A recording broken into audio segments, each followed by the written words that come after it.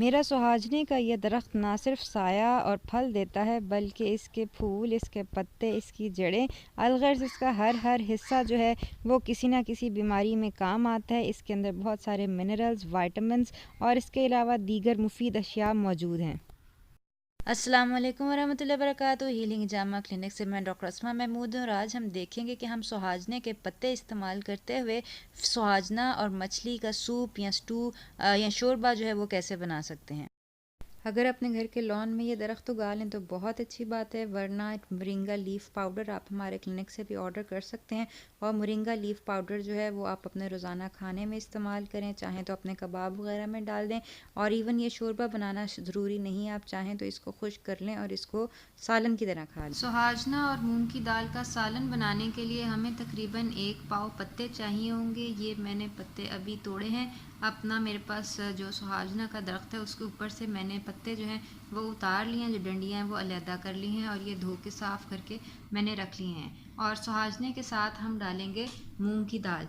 मूंग की दाल जो है उसका कार्बोहाइड्रेट कंटेंट कम करने के लिए सबसे अच्छा तरीका ये होता है कि इसको फर्मेंट कर लिया जाए या इसको स्प्राउट कर लिया जाए। ये बेसिकली स्प्राउटिंग किस तरह करनी होती है मूंग की दाल की, ये बहुत आसान है। सबसे पहले आपने जो है गीले पानी के अंदर 1 दिन इसको भिगो के रखना है, यहाँ तक यानी कि आप पानी भर लें। उसके बाद दूसरे दिन आपने पानी निकाल देना है और जो गीली बीन्स हैं उनको ढक के कवर करके रख देना है। तो ये एक जो है ना ये स्प्राउट हो जाएंगी, जैसे कि ये स्प्राउट हुई है।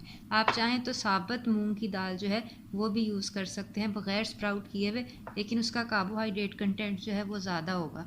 और ये है कि स्प्राउटेड बीन्स बहरहाल ज़्यादा फ़ायदेमंद होती हैं, इसलिए आज मैं स्प्राउटेड बीन्स जो है ये यूज़ कर रही हूँ, जो मैंने 2 दिन जो है वो इसको इसमें 2 दिन में स्प्राउट किया है। सुहाजना और मूंग की दाल के अलावा हमें चाहिए होंगे तकरीबन 2-3 बड़े प्याज और तकरीबन 3-4 टमाटर।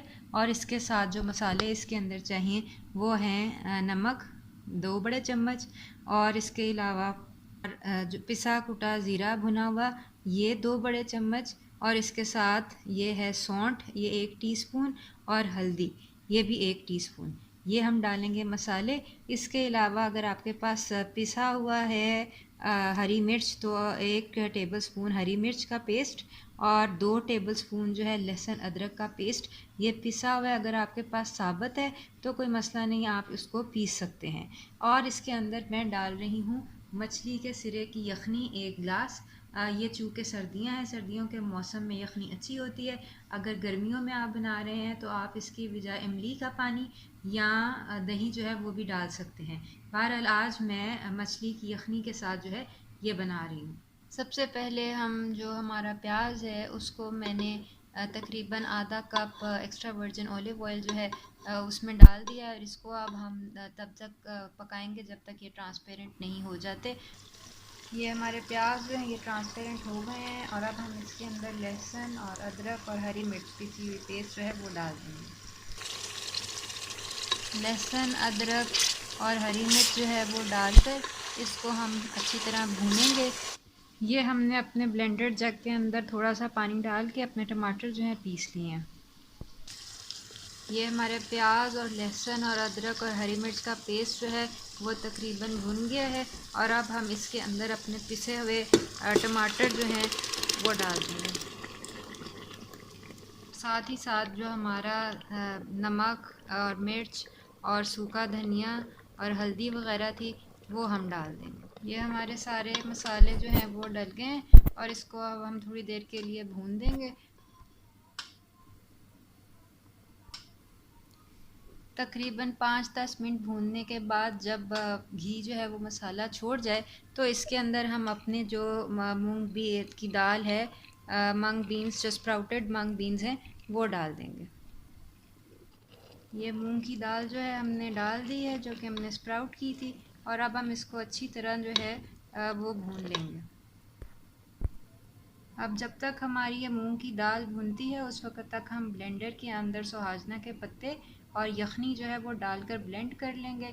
अगर आप यखनी के बजाय इमली का पानी यूज़ कर रहे हैं तो सुहाजने के पत्तों को इमली के पानी में या दही में या जो चीज़ भी आप यूज़ करें उसके अंदर डाल के तो ब्लेंड कर लें।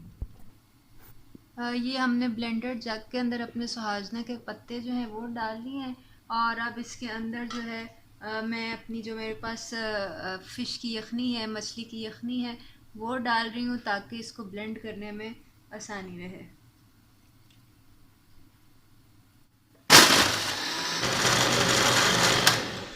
ये मछली की यखनी के साथ हमारा जो सुहाजने के पत्ते हैं ये ब्लेंड हो गए हैं। अब हम इसको अपनी मूंग की दाल वाले मिक्सचर के अंदर डाल देंगे।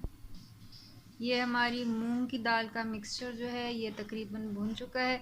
अब इसके अंदर हम अपनी जो हमने ग्रीन चटनी बनाई है मछली की यखनी डाल के और सुहाजने के पत्ते डाल के, वो भी इसके अंदर डाल देंगे।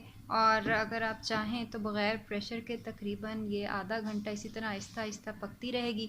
ये रेसिपी बहुत अच्छी है। अगर आप स्लो कुकर में बनाना चाहें तो स्लो कुकर में भी बन सकती है। बहरहाल अगर प्रेशर लगाना चाहते हैं तो सिर्फ 10 मिनट जो प्रेशर है वो काफ़ी होता है इसके लिए। एक दफ़ा ये उबल जाए तो आंच हल्की करके इसको हल्की आंच के ऊपर ढक दें और ढक कर तकरीबन ये है कि आधा घंटा पकने दें, या जब तक आपकी दाल जो है ये गल नहीं जाती है। चाहें तो सारा पानी खुश्क करके इसको सालन की तरह एंजॉय करें अलसी की रोटी के साथ या नॉर्मल रोटी के साथ, और चाहें तो शोरबा जो है वो आप छोड़ दें और इसको सूप की तरह एंजॉय करें। दोनों सूरतों में बहुत मज़े का। सुहाजना के पत्ते ब्लड प्रेशर कंट्रोल करने में मदद देते हैं, शुगर कंट्रोल करने में मदद देते हैं। अगर आप वज़न कम करना चाहते हैं उसके लिए बहुत ज़्यादा मुफीद हैं, एलर्जी में बहुत फ़ायदेमंद है। अलकर इसके बहुत सारे फ़वाइद हैं, इसको अपनी डाइट के अंदर ऐड करना जो है वो बहुत फ़ायदेमंद रहता है। इस तरह की मज़ीद मालूमात के लिए और सुहाजने के पत्ते के पाउडर के लिए यानी मोरिंगा लीफ पाउडर के लिए आप हमें दिए गए नंबर पर कॉल कर सकते हैं। डिस्क्रिप्शन बॉक्स में दिए गए हमारे फेसबुक पेज को ज़रूर ज्वाइन कीजिए। इसके साथ हमारा यूट्यूब चैनल जो है इसको ज़रूर सब्सक्राइब कीजिए। अस्सलाम वालेकुम।